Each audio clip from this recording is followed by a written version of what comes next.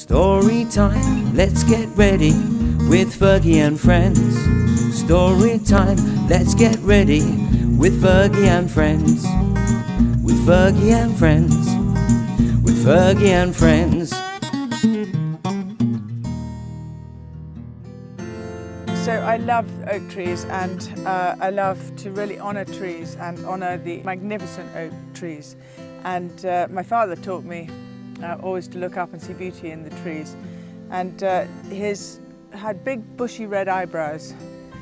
So the Veronica Rook, who's a brilliant illustrator, illustrated exactly how I'd love to honour my father. And so here we have a beautiful oak tree.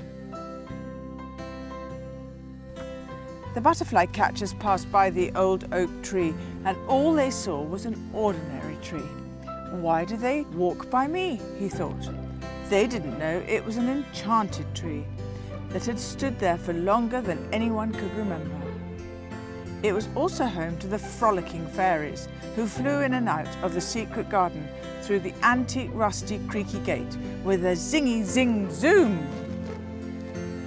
Look, he looks very sad. He looks very sad. There's the eeky creaky gate. One day the fairies came in from a fly past the pastures and the apple orchard in an urgent zoom zoom zing. Sylvia Swan and Abigail Goose looked up. This was a different sound from every day. Something was wrong. Their feathers twitched. No. A lamb is in trouble, said the fairies. Ba, ba, ba, ba, ba, ba, ba. But how could they find her? There was someone who would know. Look, there was real trouble going on. They sang to their friend. Mr. Oak Tree, Mr. Oak Tree, Mr. Tall Tree, Mr. Tall Tree, can you see where we have to be? We can wander free. As you are a tree, you can see you are a tall oak tree. The old wise tree swayed in the wind with happiness. The fairies zoomed up to his highest leaf. In the distance, they heard a strange noise.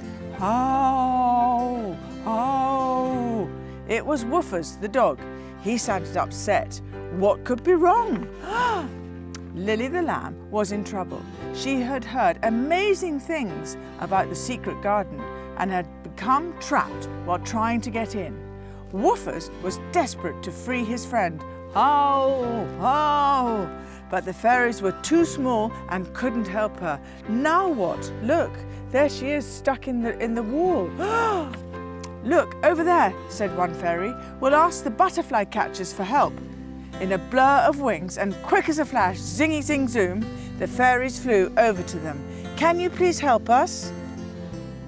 There the butterfly catchers eating their apples under a tree. Crunch, crunch, momp, chomp, chomp, crunch, chomp. But the butterfly catchers couldn't hear them. They were making far too much noise eating those big, sweet, juicy, delicious apples. Now what could the fairies do now? Oh no. Bonbon, the most beautiful butterfly in the secret garden, lived high in the tree. The fairies asked, can you please help us? Here she is. Beautiful butterfly. Bonbon fluttered down silently and gently, landed right next to the butterfly catchers. It worked! Tee-hee, follow me, come on, or I'll be gone, she teased. And with a swish of her wings, she took off and flew right back to Lily. They all formed a line and tugged and pulled and pulled and tugged, but Lily was stuck tight. They couldn't give up, so gave one last big heave. And there's Lily, and there's the butterfly catchers. Everyone cheered as they all tumbled and rolled and landed in a pile. Hurrah and whoopee! Lily was free. Look, there they are. And there's Abigail. Woofers and Lily happily scampered back home. Next time you visit, use the eeky creaky gate, called Lily's new fairy friend. Oh yes, and don't you go through the wall.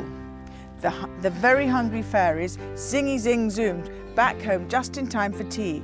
Dandelion jelly and sprinkles on ice gems, their favourite yum yum snacks for a very busy day. Look.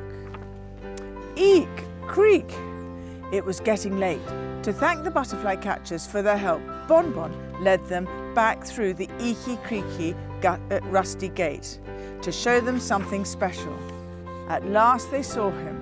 The handsome, enchanted oak tree shone in all his glory. "Thank you, dear tree, thank you," they said. "You are not just a place where the fairies take their tea. You are the secret garden's heart for all to see." This was the happiest he had felt in over 500 years. He bowed his old branches and whispered, "Good night." Calm and harmony had returned to the secret garden. The enchanted tree slept. The butterflies hid. The eeky, creaky, rusty gate was silent. Sylvia and Abigail smoothed their feathers. And the fairies? You never know where they go. They could be near, but rarely appear. Shh. Listen close. You may be able to hear the zingy zing zoom as the fairies go to and fro. And that is the end of my lovely book about an oak tree. And I send so much love to you, and I hope that you just remember to listen to the wind and hear whether you hear the zingy zing zoom of the fairies as they go by. Whoosh. Bye-bye. See you tomorrow.